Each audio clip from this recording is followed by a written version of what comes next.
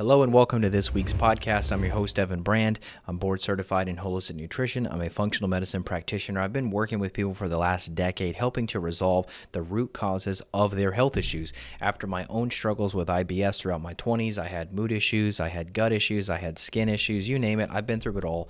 Mold, Lyme, Bartonella, Babesia. I mean, I love being out in the woods. It's hard. You're going to get exposed to ticks, mosquitoes. These things can transmit infections to you that can totally derail your health, and most of these infections go unrecognized by conventional medicine. Luckily, with these advanced functional medicine labs that we use, we can uncover these hidden root causes to your health struggles.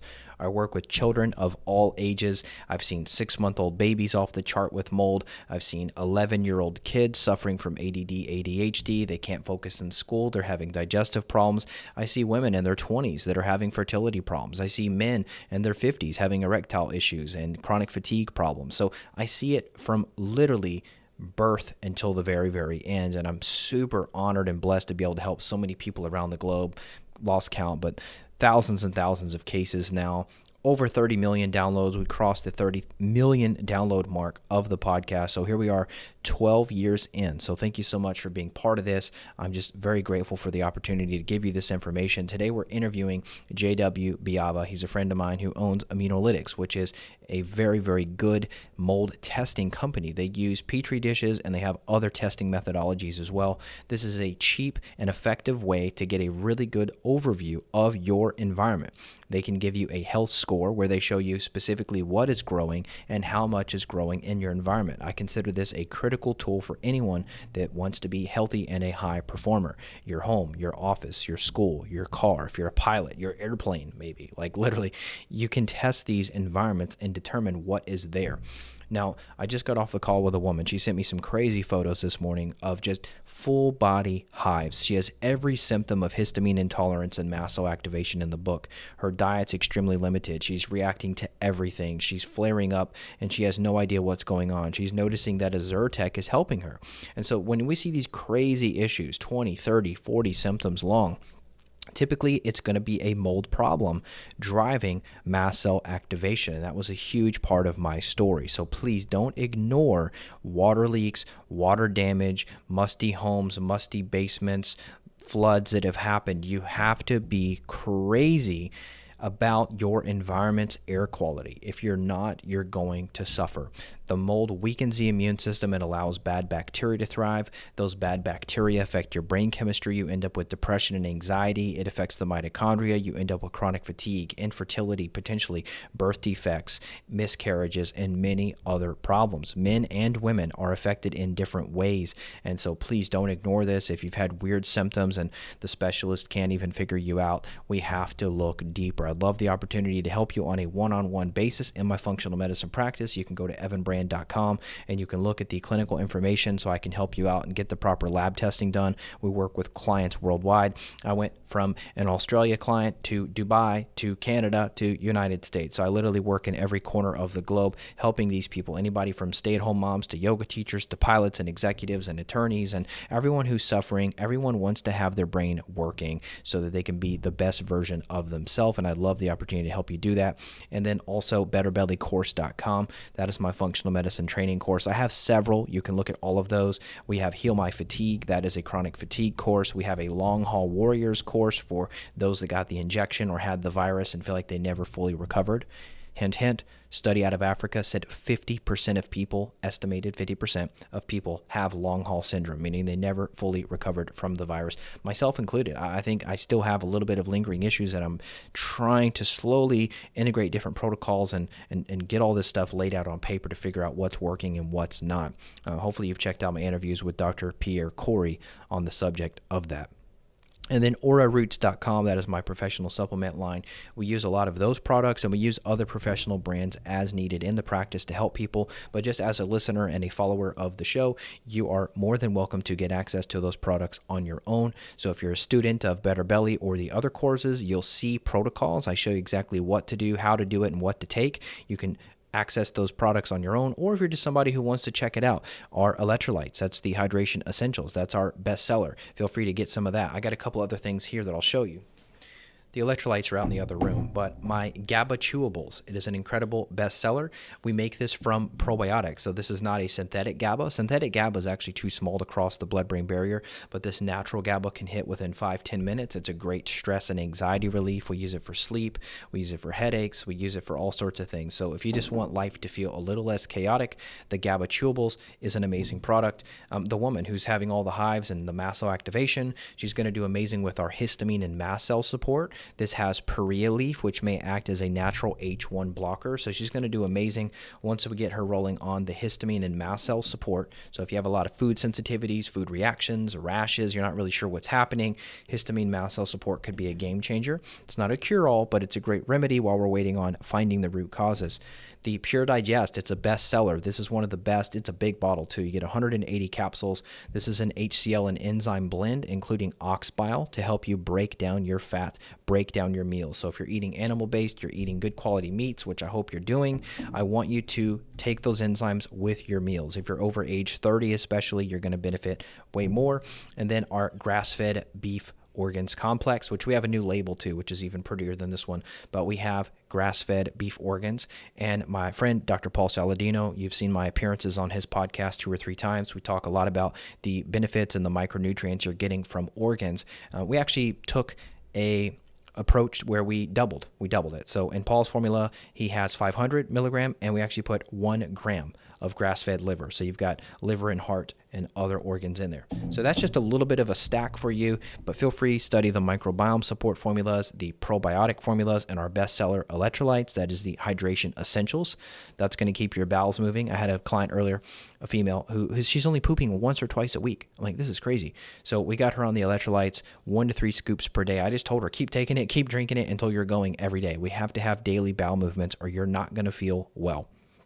Without further ado, let's get into the podcast with JW. Welcome back to the podcast. We're here with JW of Immunolytics. JW, this is like maybe 3 or 4 podcasts in now. So you are a living legend on the show.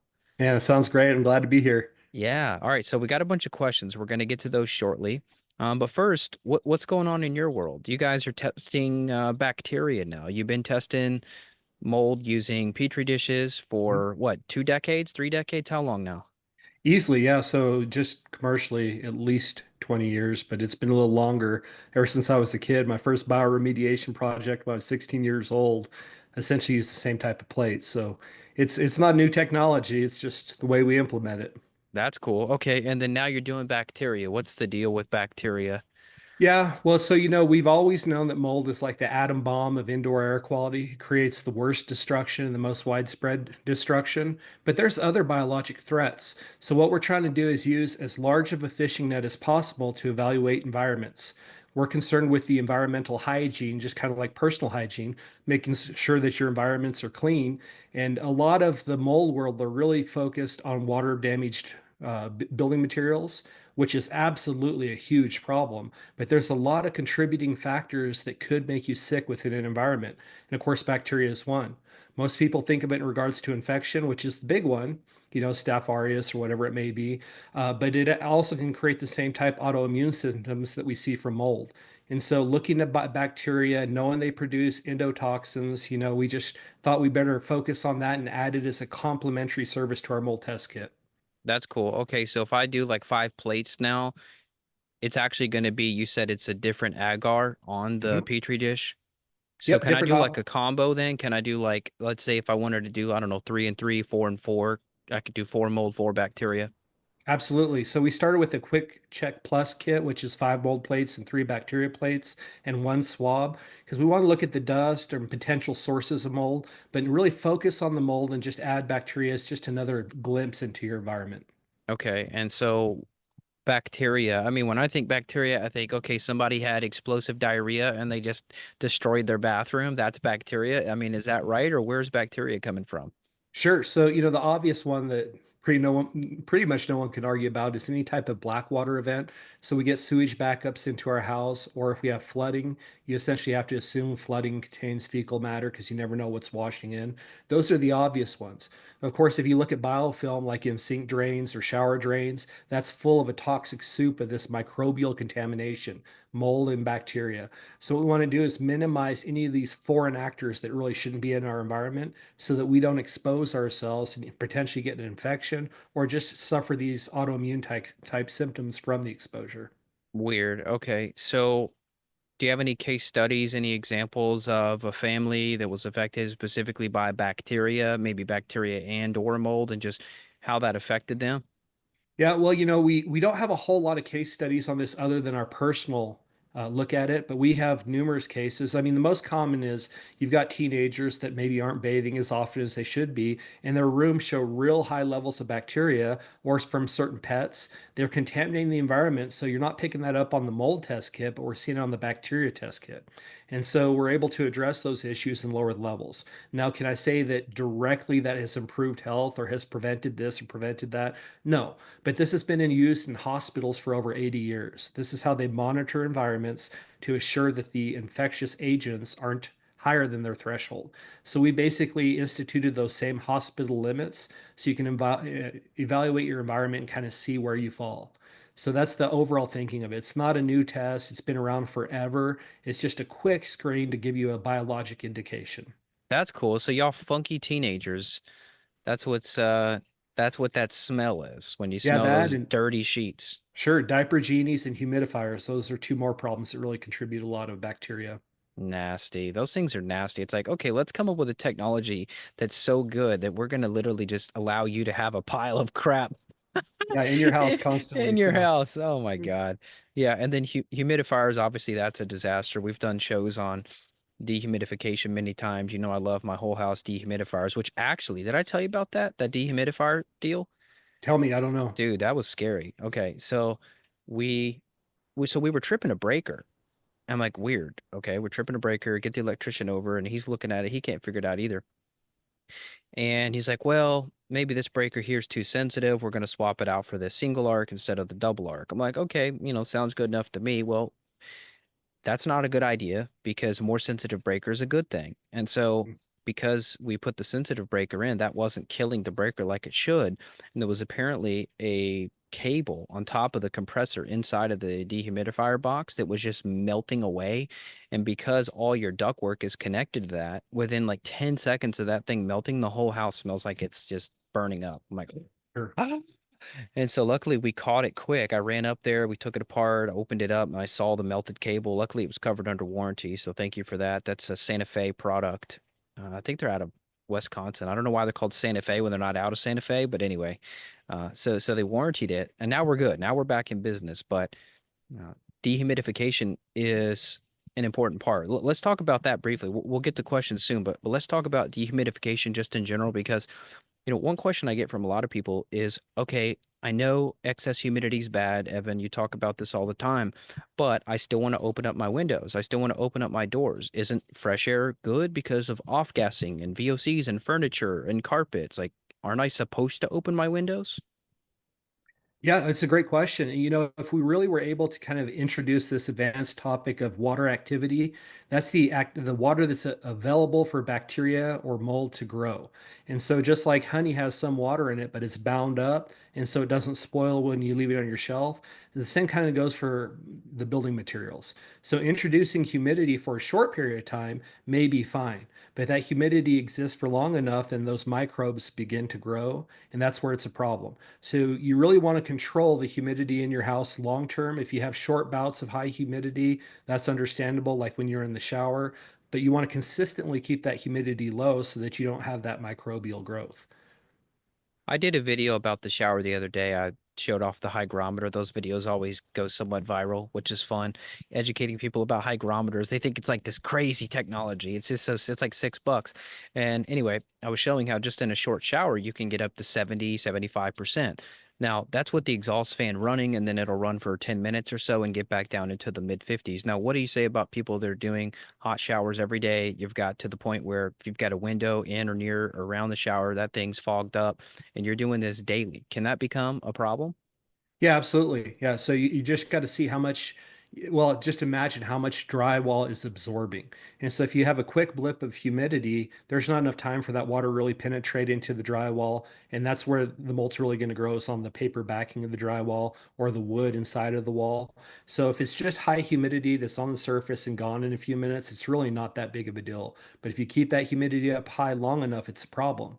In the case of my house, I use these, I think they're Panasonic ultra quiet exhaust fans, and they pull like 100 CFM. It's a ton of air. And so my mirrors in my bathroom never fog up. It would take four back-to-back hot showers before I saw any fog on the mirrors. And that's kind of how I judge my humidity levels. Hygrometers are the best, but just the mirror test is easy. If your mirrors are constantly fogging up and you're having to wipe them, your humidity's too high. You got to do something about it. Whether you're opening windows or turning on exhaust fans, just get that moisture down. Wow. You know what's interesting to me is they don't tile on the ceiling. It almost seems like it'd be smarter to tile the ceiling above because we went somewhere. It was a fancy hotel we went to, and I was like, I cannot believe this. The whole ceiling is like right on top of your head, very, very enclosed, full glass panel and we it wasn't even like mega hot. And that thing was so moist it was dripping from the ceiling in a short time. I'm like, this is crazy. You have a hotel room with potentially hundreds of units like this. Like, how is this not going to become a toxic building? Yeah, you've got it. It happens all the time. They don't move enough air in most hotel rooms, so hotel rooms can be bad for that reason. You know what? They didn't even have an exhaust fan in there. That was the craziest part. I'm not even talking not in the shower. I'm talking the entire bathroom had no exhaust fan. I'm like, really? Yeah, And I've it been was in a some brand hotels new. like that. And Yeah, it was a brand new hotel though. You would think like it's everything. It wasn't no retrofit like 1940s hotel. I mean, this was like brand new. I'm like, really? Brand new construction doesn't have exhaust? Like, how is that even code? yeah. I hear you. It happens all the time. So you would think, do you know anything about that? Is there not like a code for ventilation in buildings? Like when the EPA estimates there's 85% of commercial buildings that have water damage, like what's going wrong? Yeah, there are codes for air coming in, air going out, and balancing it, but I don't know those codes well, so I can't speak to that. Yeah. But you think those numbers are accurate? EPA says 50% of residential is moldy, 85% of commercial. Oh yeah. Yeah, it's just a matter of how moldy, right? So there's certain levels that we can handle through our natural detox, and then everybody's different, of course. I mean, you talk about this all the time. You do a great job just getting this message out there, but it's just a matter of how much is too much, and the government really hasn't made that assessment. And if they did, unfortunately, they'd have to shut down most of their buildings. So I don't see any regulations there anytime soon. Oh God, what do you how moldy do you think the White House is? I bet there's problems. And that affects your cognitive. I mean, let's talk about that. Absolutely. I mean, you've been in the industry long enough. You can't give me the hey, I'm not a doctor excuse not to answer this. So, what have you seen? What have you heard? What kind of stories? Marriage issues? Potential issues between the spouses, one not believing the other. Just give me a little bit of backstory on that, and in terms of the emotional, mental, cognitive effects. Sure. Well, it's funny because I've been in the industry long enough that you think this is known. It's just so common that you think everybody knows this. But absolutely, I mean, the top two symptoms I would say that we see from mold exposure would be brain fog and chronic fatigue. I mean, there's a lot, as you well know. But if we're just talking about proportion, those are probably the number one, number two symptoms that we see. So it absolutely affects your thinking. It absolutely affects your reasoning, your emotions. And we've had many people that have told us that they were getting divorced because usually it's the wife that's sick and the husband doesn't believe her. That's the most common scenario. But there's just always this like, you're sick, but I'm not. We're in the same environment. That's not possible. So we hear it all the time. I mean, How about the kids too? oh yeah, kids are a big thing. The kids are fascinating because what we have found with kids is they bounce back so much easier than adults. And so if you get them out of a moldy environment, usually they can do a lot of healing on their own just by being out of the environment. But when you talk about the symptoms there, the kids don't recognize it or they don't process how or what's affecting them. And so they're just usually moody. They'll have attention deficit type disorders, maybe some difficult learning, inability to handle their emotions. I mean, I've listened to your videos. You talk about this a lot. Yeah, yeah, kids, well, they don't know how to verbalize it as well either. So, I mean, it could manifest as potentially anxiety or panic, or, I mean, it could be full-blown PANS where there's like an autoimmune attack going on, where now you're seeing sensory issues, you're seeing anger, irritability, you're seeing hitting, biting behavior at school. If they're getting exposed at school, for example, these kids are flaring up. You'll see bedwetting more common, sleep issues are more common, definitely chronic fatigue in the kids, dark circles under the eyes, just a pale color, just a poor complexion overall. Uh, but tummy pain's a big one. My belly hurts, my belly hurts. I mean, that was my oldest when she was 2. That was her deal. That was her thing. And sure, there's other factors for that. There's food sensitivities, there's dairy, there's gluten, there's other things like that. But in her case, out of the environment, boom, she's better. She's better. Yep. And I agree with you. It does appear, and it makes me look much better as well as a practitioner. It's great because the kids get better so much faster that I look like I'm a better provider, even though I'm doing the same protocol I would do on adult, just different dosing and such. And so I think it's just because of their thymus. I've read a lot about this, the thymus, and how by the time you're mature and you're aging, your thymus is pretty small and not very active. But when you're young, your thymus is just this incredible immune powerhouse that really helps regulate the whole system. And also, as you know too, like we are we can be our own worst enemies. And kids may not have as much of that negative self-talk and pity and poor me and I'm so sick and this boo-hoo thing that people do. Whereas kids are just like, I just want to feel good and play. Very interesting, man. That's solid. I mean, because you talk about the nervous system stuff with people too, right? Mhm. I mean, you Sure. get stuck in fight or flight, Hmm. and these toxins are doing it, right? So, I mean, can you talk about that with me for a minute? So, people that I don't think they understand this idea that your life could be on paper pretty good, but with these exposures, your nervous system is having a threat response. Mhm. Sure. We just need to think about it as poison. So even if you ate the perfect diet and drank perfectly clean water and even breathed perfectly clean air, if those poisons are introduced into your body, they're going to affect you. In this case, it's occurring by breathing. And since there's really not a whole lot of filtering mechanisms when you breathe something, it goes straight into your blood. And so then you can have systemic effects, you can have localized effects. It just depends on the person. Didn't you tell me, I'm pretty sure it was you, on the size of a postage stamp could be a million spores? Does that I'm sound not sure accurate? of postage stamp, but it's probably a lot more than a million. It's More than probably a like million. 10,000 on the head of a pin. And Okay. so if you kind of extrapolate or interpolate that data, it's a lot. So billions probably on a little small section. Hmm. Good Lord. Okay, so let's just role play for a minute. Let's say you have a water event and maybe it took 2 weeks for everything to dry out. We've probably got some growth on some paper backing here or some wood, some studs, something like that. But then everything after that is dry. So a month later, it's not still wet.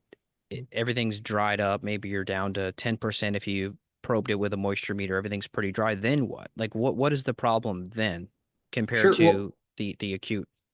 Well, I think the first is consider that what's happening with the mold. So it's very much like a dandelion. And so if you have changes in pressure in your building, it's going to blow out throughout your house.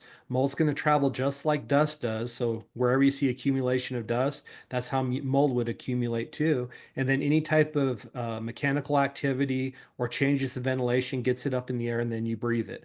And so what you want to do is eliminate that source. We always talk about dilution as the solution of pollution. If you're able to bring in fresh air, that helps dilute it out some. As long as you can get up as much as possible physically, which is microfiber cloths, HEPA vacuuming, and we use microfiber, of course, wet wiping, so you're not resuspending the dust. Those are ways in which you minimize exposure. But it's always, always, always important that you remove the source of the mold. And so wherever that is, that proper remediation is best. At the same time, though, protect yourself by making sure you breathe clean air. So that's cleaning up the dust, maybe wearing the respirators and 95 masks, something like that, and trying to reduce your exposure. Okay. So is it safe to say that mycotoxins are going to continue to be off-gassed even long after this is finished and it's dry and like there's no more water issue? It just happened, everything grew, and then boom, we thought we moved on. Sure. And, I did a boiling point analysis of mycotoxins early on in my career, which basically determines how volatile they are. And I found a lot of the mycotoxins I tested, the volatility was right around the range of naphthalene. Naphthalene, most people know as mothballs. So if you can imagine the smell of mothballs, that's off-gassing naphthalene. And so mycotoxins with a similar boiling point means they're going to off gas similarly. So a lot of people say, oh, well, you get exposed to the mycotoxins by breathing the mold itself, the spores or the fragments. Totally true. But those chemicals can actually off gas as well. So even if it's hidden within a wall, you can breathe those MVOCs and mycotoxins that have come off from the mold growing or trying to protect itself. And how, I mean, is this just in perpetuity? Is this just infinite off-gassing of mycotoxins just forever? I mean, is there ever a point where it's like so damn dry? Like if you lived in, let's say you lived in Vegas and you got 6% humidity out there, you had a plumbing issue, you had mold growth, and then everything was dry. Like, is it still gonna just keep going, just keep farting out mycotoxins? Well, every chemical would have what we call like a half-life, where half of it is still in existence. And so if you think of like a cologne, it's reapplied every day. Hopefully not to your listeners, because we know the dangers of fragrance. But you can imagine how that fragrance, the effectiveness or the scent of it decreases over time. It would be true also of any type of volatile or even semi-volatile organic chemical that over time it's going to reduce. Now, I've read a lot of the mold blogs, and this has kind of been my experience too. So if I was shooting from the hip, I would say usually about 5 years later, a lot of those toxic effects have decreased. Doesn't necessarily mean it's safe because it was all spores. Then the spores get wet, they grow again. Doesn't matter if it's been 5 years or 1,000 years. There's always a potential for that mold to be reactivated. But as far as the chemicals themselves, they do off gas, and the amount of them decreases over time. That's wild. Okay, so you're saying like a dandelion, these things can lay dormant. So you're saying if there is an issue there, let's say everything dried up, but then drip, drip, drip, you have a problem again, that's going to reactivate what was already sitting there brewing. Sure. So there we'll think about mold like as seeds from a tree. And so they can just sit in the ground and just be there living unactive, dormant until the moisture comes, and then it'll start to grow. It's the same with mold. Good Lord. And that would be considered the spores, or what would the dormant phase be? Yeah, the spores are really the part that activate and grow in new areas. So mold can grow from some of the fragments in some of the cases, but usually it's the spore. Okay, what do you think about these mold dogs that are getting popular? There's a lot of videos. I don't know if you've seen this, but a lot of people are posting these videos now. Some of them are going kind of viral. It's like, I have headaches, and then it shows a picture of the mold dog, and he'll sit by the tub, and like that's him indicating. What do you think? Total mixed results. So just like a human's nose, the dog's nose, it's more sensitive, but it still smells some things, doesn't smell others. So if the mold is actively growing and putting off those chemicals in which it can smell, a lot of the MVOCs, they may be terpenes, alcohols, ketones, it could smell those and indicate that. But we've had numerous remediators and inspectors around the country who have said a mold dog indicated a problem here. We opened it up, there was no problem. Other times it's, hey, a mold dog indicated right here, and we absolutely found the problem. So there is value, but they're not 100% successful. That makes sense. Hmm. Okay. It's always German Shepherds, it seems like, too. I'm like, doesn't it need to be a bloodhound or like a duck hunting dog or something? Like, what Yeah, kind of I see a dog's lot of best? Labradors too. Yeah. Labs? Maybe they're too soft. We need like a, I don't know. What's the best sniffer? It's probably those. Is that a bloodhound, the one with the giant ears? Yep. Yeah, I think you're right. I think the Bloodhound would be the magic ticket. I mean, cats are pretty intuitive. Is there going to be mold cats? I mean, maybe they could signal to us somehow. Mold birds. I mean, there's got to be something. Yeah, the only problem, man, I love my dogs. Like, I don't want them going around sniffing mold and getting sick from it. You know, that So was that's actually that I agree with you. That was kind of sad when I saw that. I thought these poor dudes are getting carted around as a moneymaker. You know, I'm sure it's helping people, sure, sure. But at the end of the day, it's like these dogs are going in toxic environments. They're going to end up with cancer, tumors. What all have you seen in regards to pets? Well, we've had numerous pets that have died from cancer, and then they find mold. It's usually in the laundry room. They say, "Oh, the dog bed was there in the laundry room. The dog developed cancer." Now, is that a direct causation? No, but we have seen effects, and of course, pets carry a lot of mold, and so those who are mold sensitive, when you go to pet your dog or cat, then you're just sending those spores and fragments into the air and breathing them. So when we're talking about somebody who's ultra sensitive to mold, they need to minimize the mold on their pets as well. That's great. And we have some links that we'll put for you guys. So there's pet shampoos we can use. And I want to just talk about the fog solution, some of the misting solutions, the candles that we sell. I showed you that video. That candle video went kind of crazy. Let me tell you what it's at now because it's pretty wild. But you said that these are effective. These oils that we're using are effective for both bacteria and mold, correct? Sure, bacteria, mold, yeast. And I did a lot of the product development again early on in my career for a lot of those natural botanicals. And I found that if you could affect Aspergillus niger, you could affect anything. And that was kind of the toughest one to deal with. Bacteria, yeast, that was fairly easy. So they do reduce the viability or the aliveness of the mold and bacteria, but still we don't want to lose sight of those carcasses need to be removed from your environment. Just like you wouldn't leave a dead body in the middle of your floor, you can't leave mold spores and bacteria everywhere. So that's where that cleaning comes in. Yeah, well said. And so that video now has got 617,000 views on it, 22,000 plus likes. I didn't really think people would care. It's kind of interesting. Like it was one of those videos where I posted and I'm like, oh, let's just see. People are gonna like, I don't know, do they care about this?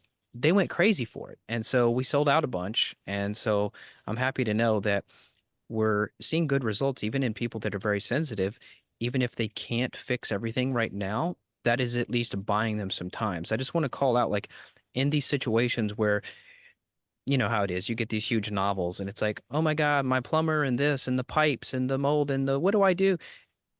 This is not going to fix all that, but this is a tool that's going to help buy you some relief. So hopefully you're not suffering so much that you have to evacuate. Some people can stay in there while they can fix everything, and then some people can't. Some people got to get out. Sure, and that's really where we consider those maintenance items or polishing processes where they help improve the air quality, but it's not like a magic wand where, you just wave it at a 3,000 square foot mold home and all of a sudden everything goes away. It's just an aid or a help.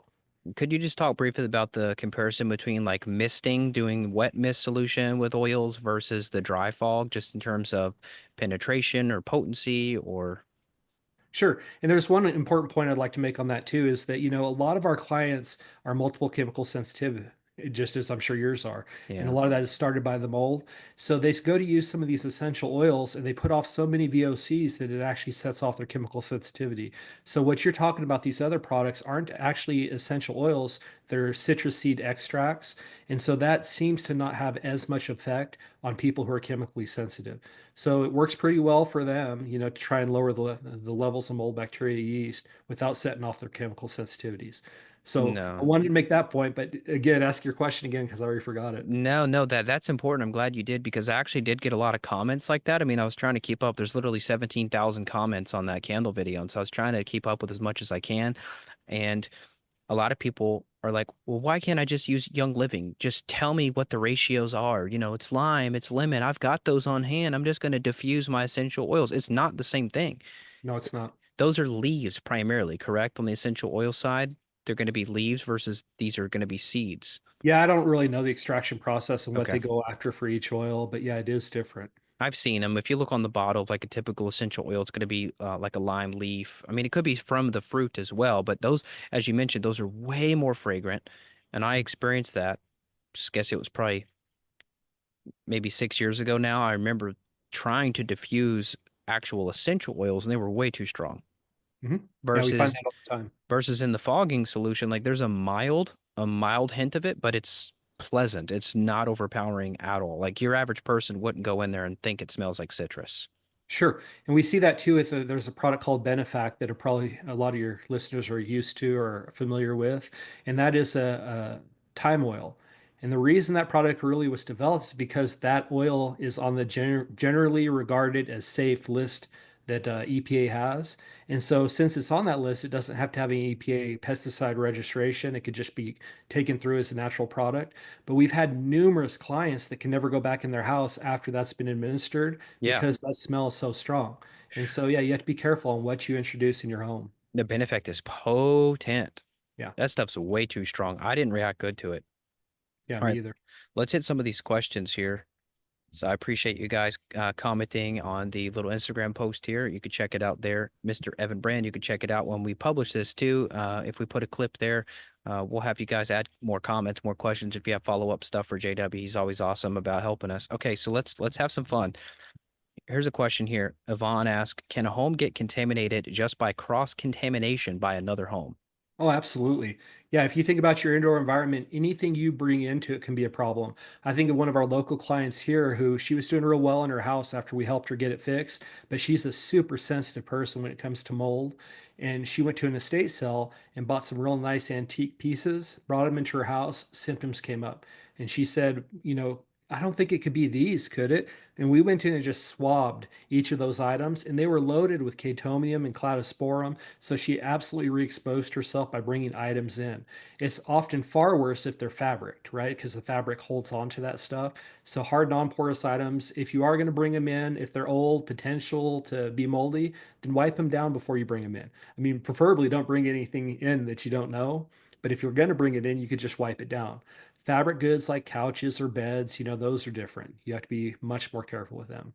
And how about clothing as well? All these Yeah. thrifters out there. Mhm. Yeah, that's a big one. Even used books. You go to a used bookstore, if those were exposed to water, they're going to be moldy.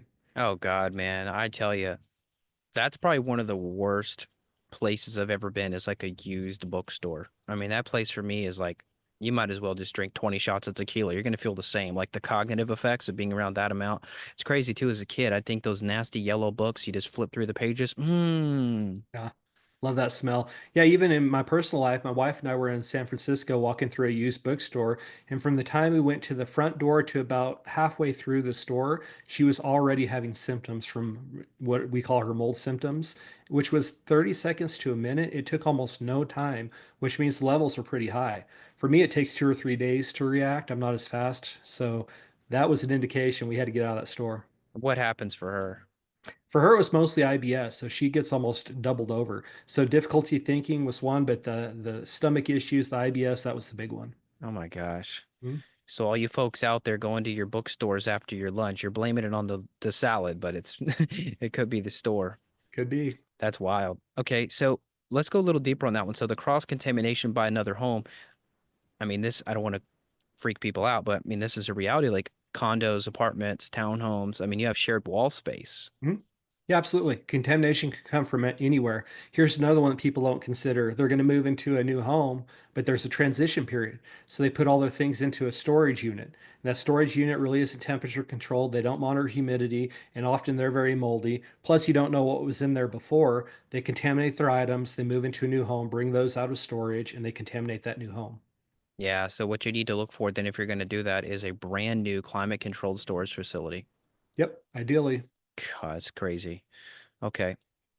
Let me ask you this too. I'm just picturing this cross-contamination thing. What if you've got like a home next to you? Sure. Anything which the air is potentially shared, right? So if they cook something next door and you can smell that cooking, well, then the air is communicating. So if there's a mold problem somewhere else, it's going to be right into your townhome, apartment, whatever it may be. So yeah, use those natural indications like smell to indicate, the way the air moves in the building.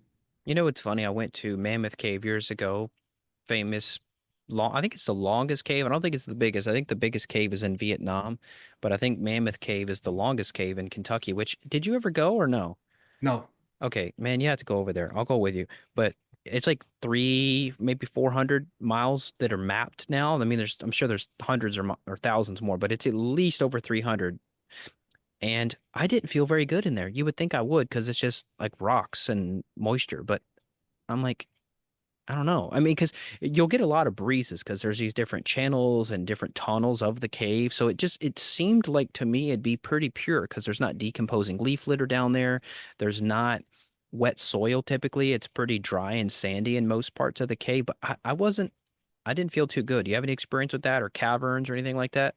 yeah, well, part of it has to do with tolerance. So once you've been sensitized, you're just more sensitized to anything that's similar. And so anything underground, and this is why basements are often a problem too, is you just have natural biologics in the soil. And it's not bad for 99% of the people, but if you get exposed to that and you've been sensitized, anything can trigger these symptoms.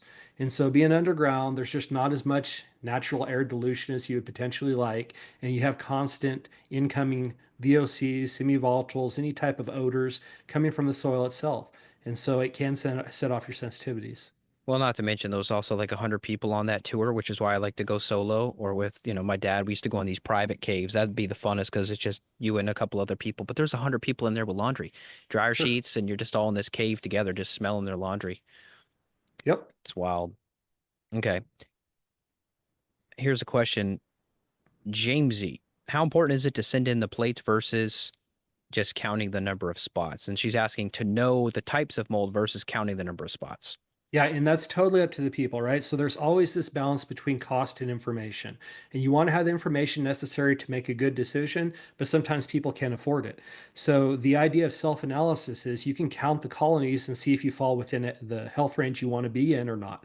So if you're at 5 or more colonies, well, then do you want to know what's there? Or is that enough information for you to say, hey, I'm going to do some of these maintenance strategies or remediation strategies to lower the counts? So that's the intention of the self-analysis.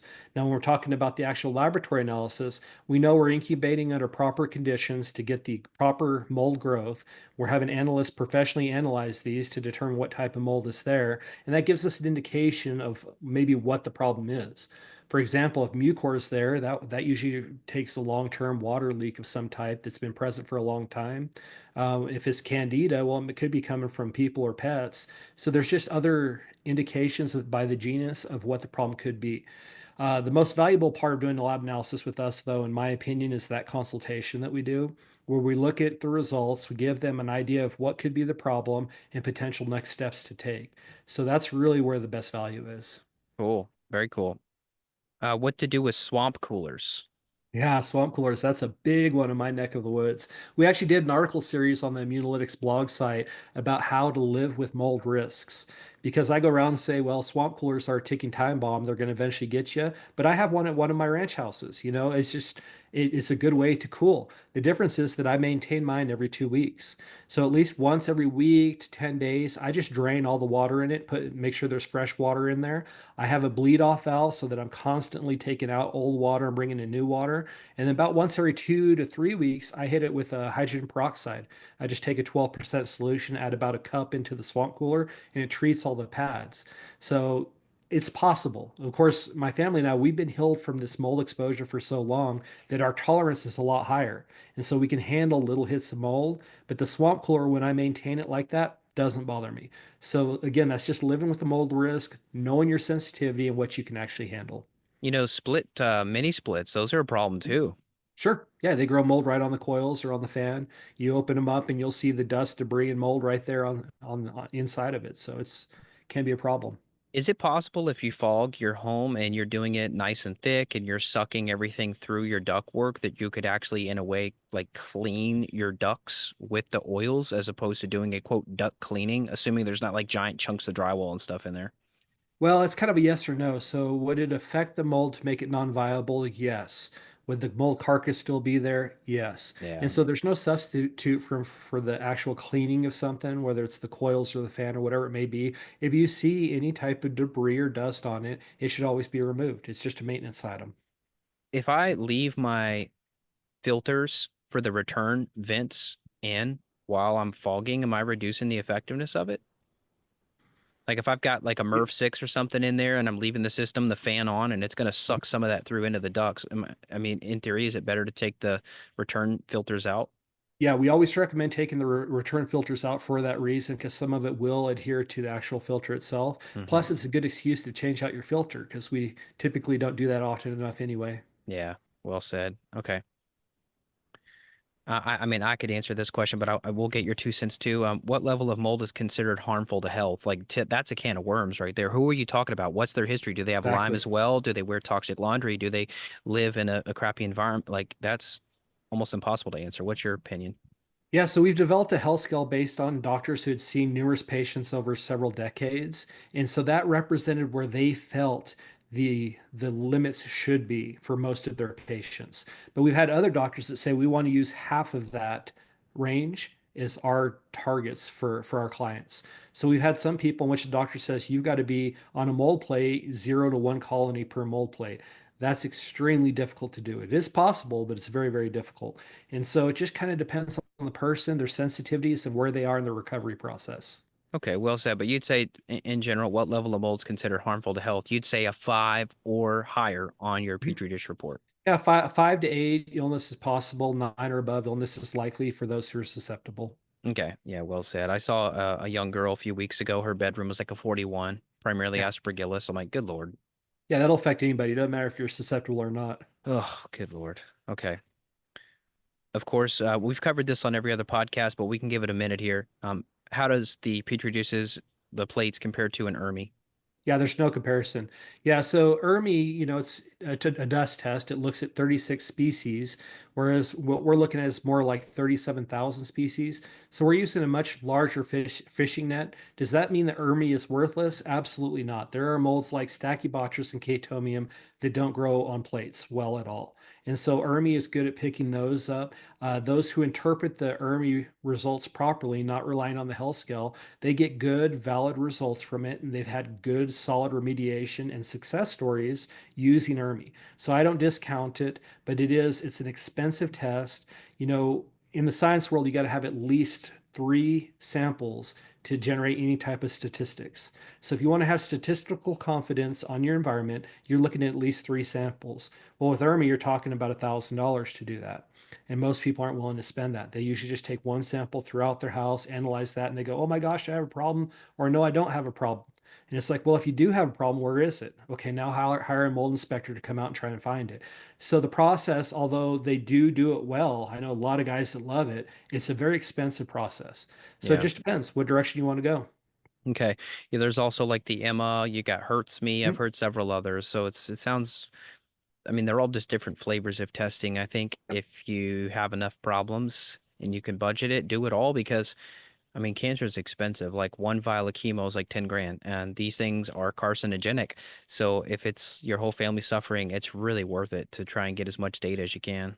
Yeah, absolutely. And certainly I want everybody to hear me say that no tool is perfect. Science isn't absolute. What we're doing is using indications of potential biologic problems so that we can fix them. And so whether it's ERMI or gravity plate, they all have their limitations.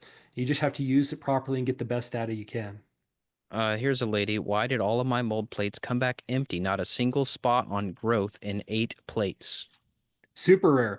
It happens if houses are really great, but when we see that, usually we'll request of the client to resample, and we do it for free and just see if it was something erroneous with the way they did the sampling. Like people maybe put the lid right side up and the plate upside down and don't collect anything. And Yeah, so that is absolutely a red flag that goes, something's not right here, and we should retest. So if she didn't and she used us, then feel free to reach out and we'll get you a new set of plates and we'll do the testing for you. cool. That sounds fun. I was thinking like, did they just have crazy air purifiers on they forgot to turn off during the sampling process or something like that?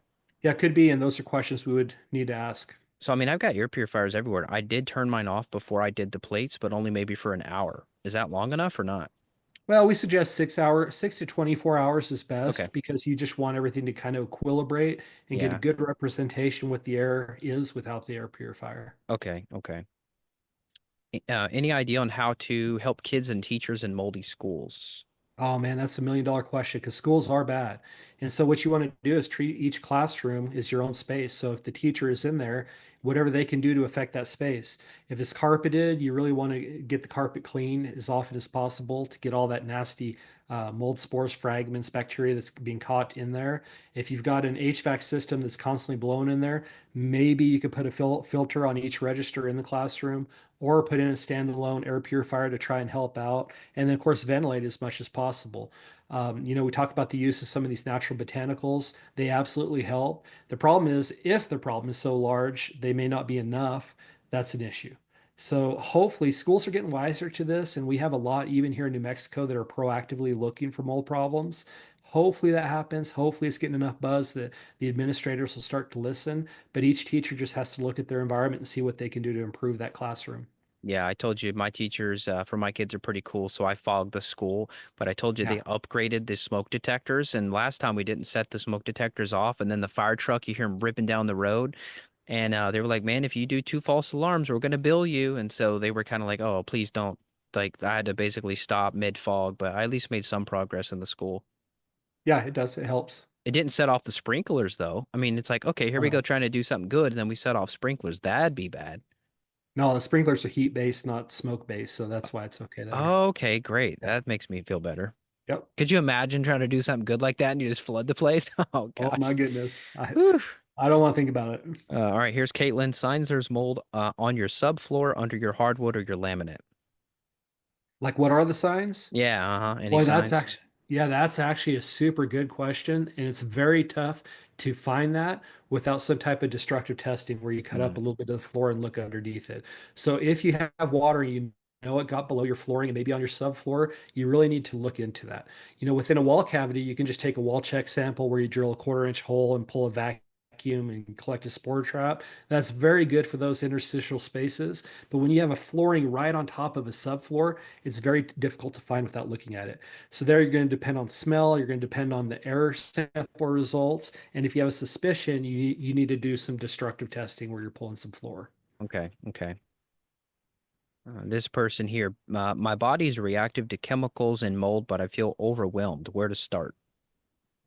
Ooh, another great question. Yeah, so the idea is you have to just reduce your exposure, whatever you can do. And so knowledge is power. Number one is read up as much as you can about indications. We have a do-it-yourself inspection blog on one of our sites where we just kind of teaching people what to look for. You walk into a restaurant, you see all the registers are covered in dust and they're all black. Probably don't stay there, right? If you look up and the ceiling tiles are all stained from water, that's a good indication you shouldn't be there. And then trust your body, the way you feel. I mean, I've described numerous times, and I've not heard anybody else have this interpretation but me. But when I walk into a really moldy place, it feels like a cave to me. I just get this sense like the walls are kind of closing in slowly. And so, whatever that is that indicates a mold problem to you, avoid that. So, avoidance is number one. And there's even that mold avoidance Facebook group. It's very successful though for those who are willing to do it because if you get away from the mold, a lot of times you will recover significantly. The problem is that we have to live our lives. We have to go to school. We're going to go to church or our gym. Wherever we're going to go, we potentially could be exposed. So, number one is just get knowledge, understand what you're being exposed to, and prevent it. That's number one. After that, there's a lot of different treatment strategies, detox strategies, which you're more qualified to talk about than me. Sure. Yeah, I appreciate that. And that's the thing. It's like, okay, sure, you can go out into the desert and sleep in the tent and you're going to feel better. Everybody's going to feel better. But what happens when you get back to the reality? And especially if you're colonized as well, and we'll see that on organic acids testing. If you're not addressing that internal colonization, you're going to travel with the stuff. So maybe, yeah, you will feel better because your bucket's not continuing to be filled. But if you're still colonized or there's still internal issues, and you're not pulling those out using specific binders and the tools we use when the gut, you get back exposed again, you're just going to feel terrible again. Yep, great point. Colonization is a big problem. Yeah, we see it all the time. I mean, literally, and the testing is getting better too, which is exciting. But it's like, which I'm kind of biased, right? The people that are seeking me out know they've had exposure in a lot of cases, but I'd say 5 to 7 out of 10 people now show colonization on the oat for Aspergillus specifically, and Fusarium's on there as well. Maybe there'll be more molds we can look at, but those are the only two so far on the urine. Yeah. So that's cool. Okay, let's see. Yeah. We had another one here. What is the best attic and or crawl space setup to prevent mold? Ooh. So in those cases, the best is to turn those spaces into livable spaces, like places you'd be willing to sleep in at night, which means proper ventilation, proper humidity control, making sure there's no type of staining on any of the water staining on any of the building materials, that type of approach. It's much more difficult to do in a crawl space than it is an attic. And really to get to that level, it's very expensive. I mean, I know a company in Colorado, they charge $14 a square foot to do a crawl space right. And in that case, they're covering it with a 90 mil poly, overlapping it so that there's no breaks where air can get through, running up the walls of the crawl space, and then sanding and treating all the crawl space wood that may be under there, installing a dehumidifier and an air conditioning system. So it's basically like another livable space. And it works wonderfully. It's just most people can't afford that. And so then you have to look at alternatives like creating negative pressure with a fan or something to try and get that air out and prevent it from getting into the livable space. I mean, duh, the air below you and the air above you is going to affect you. I mean, you go up in your attic and you might even have a little peek of your living space. So it's crazy to think that we just ignore these places and we act like they're just some like separate place to store dinosaur bones. Like this stuff is not separate from your home in most cases. Absolutely. And when I talk about knowledge and really knowing your building and what to look for, people should be aware of the stack effect of homes, in which the air always rises through a home. And so your lowest space, that air is absolutely going to get into your breathable air. And that's why crawl spaces are such a red flag. That air will be in your breathable air and it exits out the top of the house. Yeah, I'm on a slab now, and just the mental. I know slabs are not perfect. I've heard of people having slab leaks and stuff, but I love a slab compared to a crawl space. I agree. Okay, wow. And then what do you think about, I mean, down here, there's a lot of houses on pilings. Mhm. So the houses are elevated, in some cases, like enough to drive a car under. They Sure. do typically spray foam underneath all the wood and stuff, but what do you think about that? Is that a higher risk than a slab? Just more moisture, or do Uh, you think it's so sealed away that it's okay? So it's usually pretty good in that you do have the airflow under the house, Yeah. but there's always that problem between the insulation and the subfloor that you have to be concerned with. So, as far as air movement from the soil and getting those contaminants out, it does well, but it's not perfect because there's still those spaces where mold can grow. Hmm. You have high humidity outside, you have that spray foam there. If that mold is able to grow on the subflooring, that's a problem.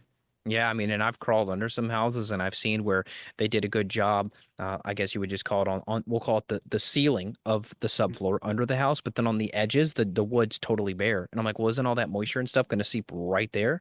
Sure. Yep. Gosh. Oof. Okay. So, well, anything else you think we should cover? I mean, this is a lot of good stuff. Anything you think we missed or we should hit on? Well, the last thing that came to mind is when you talk about being in the attic and being able to see in the living space, anywhere there's a penetration through your drywall, you should seal it. I mean, it just improves air quality. And when I talk about sealing it, I buy a roll of that aluminum duct tape from Home Depot, and I take out the light bulbs of my can lights and I just seal up all the holes there. I take a cheap tube of caulking, a silicone caulking, and caulk around any HVAC penetrations like registers, returns, whatever it may be. If you have ceiling fans, light switches, outlets. They make foam gaskets you can get for like 15 to 25 cents a piece at Home Depot. Put them in there and seal it up. So you don't want any air that's not properly maintained or conditioned coming into your breathable air. So by sealing up your space, you are improving your air quality. Yeah, so okay, so on the can lights, I mean, you've got let's say a 6-inch can or a 4-inch can that's going up into the attic there. You'll see sometimes a little bit of a gap where that can has sagged a little bit. So obviously you try to push that up tight to the ceiling, and then you're saying you would actually do some Caulk around caulking it. on Mhm. the living side. On the living side, I would. And then inside of that can, there's just a bunch of little holes for Hmm. maybe attaching screws or whatever. And I just put aluminum duct tape over those so that that air doesn't communicate. Okay. All right, that's great. Well, we'll put the link in the video, or if you're just listening to the audio, you should just be able to type in evanbrand.com/Petri, Petri, and that'll take you to the site where you can order some of these kits on your own. You can look at the bacterial kits, you've got the swab kits, you've got the Petri dishes. This is not that expensive. Like your subscription to Disney Plus is going to be more. So just investigate, investigate, investigate. If you have children, especially if you are trying to have children but you're suffering from infertility or you're considering IVF, which I've heard is $20,000 to $30,000. I know you've heard this as well, but we've seen many cases of people that supposedly can't get pregnant, and then we detox them of mold, and then boom, in the middle of a protocol, they get pregnant. And so we know it's in the literature. Type in mycotoxin sperm. You could read about the quality and the motilities affected, the reduction of the quality in both the male and the female fertility. So this is not just affecting females, it's affecting the men as well. We're just mostly too stubborn, or we just don't feel it as much as the women.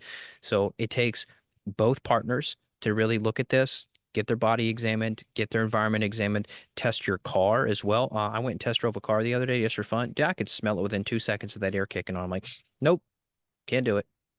Yep. So cars are not exempt to this problem either. And the fog works amazing. I appreciate your advice on that. It does make you have to clean the inside of your windshield a little bit, but beyond that, the fogging is pretty easy. Run the heat, run the air conditioning. You say what, 10 to 15 minutes each? Yeah, that's plenty. Okay. And then if you think the cabin filter is contaminated, if you did buy an older car or a used car where the cabin filter just doesn't seem fresh, replace that. I don't know. I mean, I've never removed a cabin filter while doing the fog. I've just left it in. What's your suggestion on that? Yeah, that's a good point. I've always left them in too, but pulling it's always going to be better. And again, it's just an excuse to change that filter that we forget about. Yeah. Yeah. Well said. Awesome. Well, great. Well, folks, if you all have any questions, specific issues, you can reach out directly to Immunolytics. They'll help you. Customer service team can give you some advice. There's also the consultation available if you end up doing some in-house sampling. But hopefully this helps you all and this points you in the right direction of getting your family better. This is one of the biggest epidemics that's happening on planet Earth. I estimate there are billions with a B of people suffering right now that have no idea. They're completely naive, ignorant, uneducated about this, and they're running around to the neurologist for the dizziness. They go to the gastro doctor for the IBS. They go in for their headaches and get their migraine pills. I was at the gym the other day. I saw a migraine pill and the lady's all dancing after she pops her pill. It's like, what's the cause of your migraine? It's not a deficiency of that pharmaceutical. You see people going to the therapist for the depression. You see people taking antidepressants for depression. You see people going to marriage counseling for marriage counseling. And really, mold could be putting its nasty little hands in every single aspect of this body system dysfunction from head to toe. Well said, man. That's great. Yeah. All right. Well, take good care. Good to see you.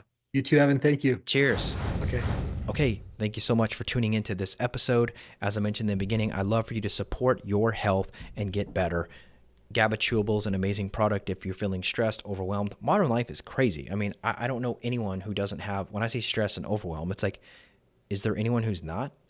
I mean, especially with 3 kids, that's crazy. So be careful having too many kids. Histamine mast cell support, game changer. If you're having food sensitivities, chemical sensitivities, you're reacting to fragrances, you're just unsure of what's going on, you're having hives, you're having itching, you're having runny nose, sinus problems, the histamine and mast cell support is an absolute game changer. So you can check all these out at auraroots.com. That's AURA roots, ROOTS.com. The Pure Digest, that is our best-selling enzyme product, which has additional ox bile to help you break down your fats, especially if you don't have a gallbladder. You absolutely must take this, and if you do have your gallbladder, thank God for that, and then take some enzymes to help break down the food and then hopefully increase your absorption and assimilation of those foods as well. And then check out the grass-fed beef organs. If you're not cooking and eating fresh organs, you can do these organs in capsule form. Very, very high quality. I think you'll be very happy with those. Check out the Hydration Essentials electrolytes. Check out the smoothies. You could check out the carnivore collagen. We get that from Sweden. It's amazing. My kids think it's dessert. We do a scoop or maybe 2-3 scoops a day sometimes, but the chocolate, the vanilla, we'll often do 1 scoop each, and then they argue about whether or not we're going to add blueberries to it. So we'll do organic blueberries, blend it up. Kids love it. It's incredible, nutrient dense. So if you have digestive issues and you're having trouble adding more meats into your diet, that can be an easy way to get a good, clean source. And then betterbellycourse.com, check that out if you want to dive in clinically and learn protocols, learn case studies. Absolutely dive in. We'd love to have you. Over 1,400, I know well over 1,000 students. So we'd love to have you join that group. And then in regards to practitioners or potential coaches, nutritionists, health coaches, functional medicine providers, medical doctors, naturopaths, chiropractors, anybody that actually wants to learn online functional medicine practice, health coaching online, any of the ins and outs of business, my business course is amazing. Confident Coach. I call it Confident Coach because it literally took me a decade to learn to do all this stuff. I mean, I literally bootstrapped this thing from my grandma's townhome, 12 years ago now. I mean, that's literally where it all started, from a little laptop at my grandma's with a microphone. And then here we are over a decade later, 30 million downloads plus. Thousands of people help, thousands of students help. So if you want to learn the ins and outs of all that, Confident Coach is an amazing program for you, and I hope you take advantage of these things. I'm just a guy in the trenches here trying to help people and reverse the chronic disease epidemic. So if you're suffering, please reach out clinically. evanbrand.com has all the details, and I look forward to seeing you again soon.